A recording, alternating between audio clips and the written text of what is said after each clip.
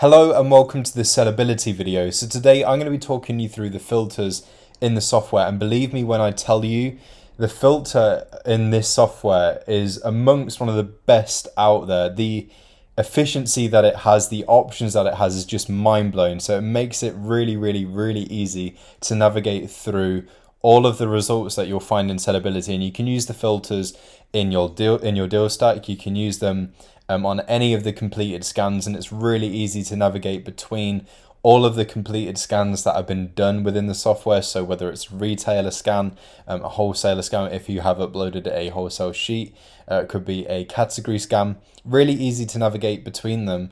And basically, as we all know, Sellerbility is going to find all of the good deals from that retailer, but within those good deals, you need to cherry pick the ones that are going to work best for your business. So you'll have your own criteria that you want the deals to meet before you go ahead with them. Now, of course, you may just want to work through every single one and analyze them that way, but if you have an idea of what kind of items you're looking for specifically in the scan, this is where the filters come in immensely useful. And I'm not talking about just a couple of basic filters to find items that you're eligible to sell. I'm talking about some really advanced filters. So if you click on filters, you can do a quick search for an item. So you can literally search by name, ASIN, or barcode if you find that easy. You've got the essentials here, as it says, so you can set your ROI parameters. So you want it to have a minimum of whichever number you enter in here and a maximum of this. In theory, you could enter in kind of like the biggest number that you can think of in this maximum section. It's more so the minimum that you'd probably want to alter. Same with the profit as well. So you want it to achieve at least X amount of profit, and then you set your maximum in here. You can also filter by BSR. So you want it to have a minimum BSR of what and a maximum of X amount. So it gives you an explanation of what the BSR is in here. So you can enter in the exact number. Now, you might also think in here that you would want to set one as the minimum. You want to potentially find the best item in that category. But the reason why you might want to change the minimum and make it a slightly bigger number is just in case you weren't looking to compete in the most competitive sector of that BSR, and obviously those are going to be like the top items in that category, and so you might not want to compete in those kind of fields. So therefore, that's why you might want to change this minimum. But it's completely up to you what it is exactly that you set in these filters here.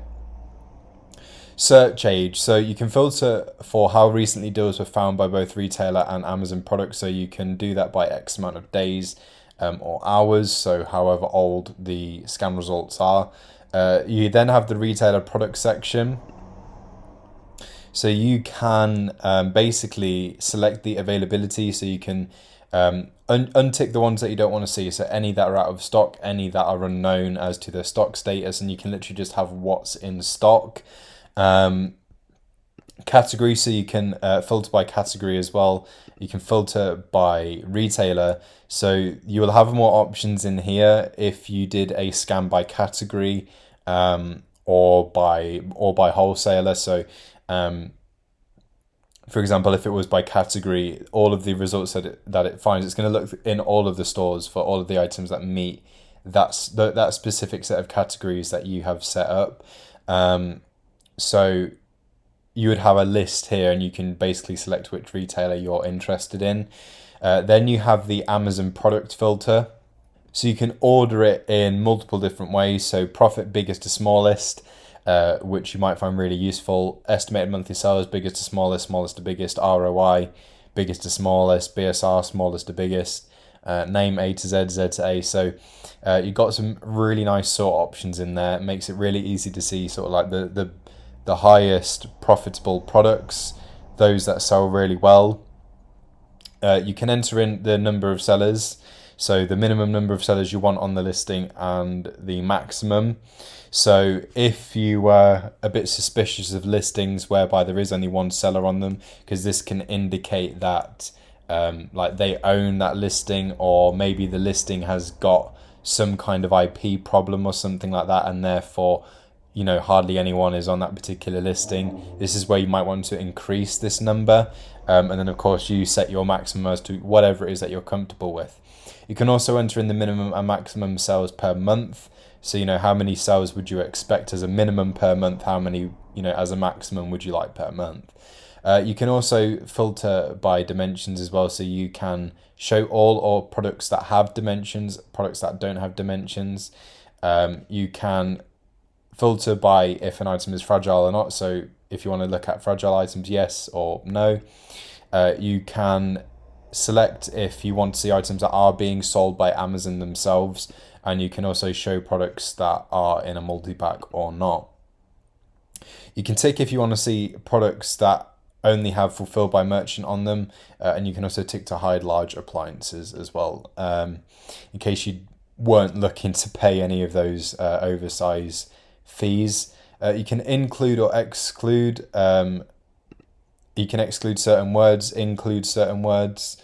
For the Amazon title above, so this is for the retailer title, this is for the Amazon title, so you can include or exclude certain words. So it's going to show, scan results with specific words in them, or scan results, without specific words. It will just remove them from the scan in the filter.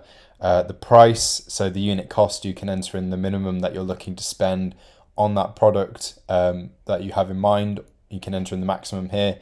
The price on Amazon, so you can basically set the minimum price and the maximum price. Buy box versus retailer price, so add a number in here. We then use that number to multiply the retailer price. Any products where the buy box price is lower than that calculation will be removed from the dashboard. For instance, when Amazon buy box price should be more than twice the purchase price, to enter 2. And you can also hide matches that do not have a buy box. For BuyBot Pro, so if you have your BuyBot Pro account linked up to Sellerbility, you then have this bonus sort of option in the filters, so you can enter in a minimum and a maximum BuyBot Pro confidence score, profit margin, and break even. Then you've got some other options in here as well. So you can enter in a minimum and a maximum for the match score right here. Deals with notes, so you can include those that you've added a note to, those without notes. And you can also tick if you want to see items that you're eligible to sell, if you want to see those that you can apply to sell. You can untick not eligible if you don't want to see items that you aren't eligible to sell, and you've also got the unknown option there.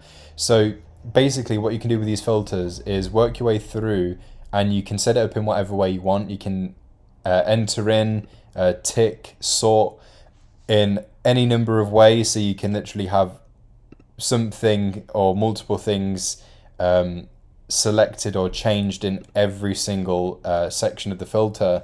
And then if you've built a filter that that you're going to consistently use from time to time, you can literally just add it into the preset filters here. So just click on add. You can give that preset filter a name and then click on save. And if you want to apply that filter, literally just come to this box right here and then select the preset that you want to use. So you can build as many filter presets as you want, and you can add them, and then it will be really easy to go back to those set filters by selecting them from this list here.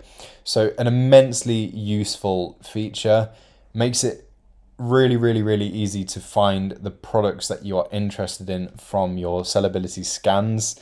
As I say, you can use this on the completed results or on the deal stack. And yeah, it's just an amazing feature within Sellerbility. Makes it super easy to use. Thank you for watching, and I'll see you in the next video.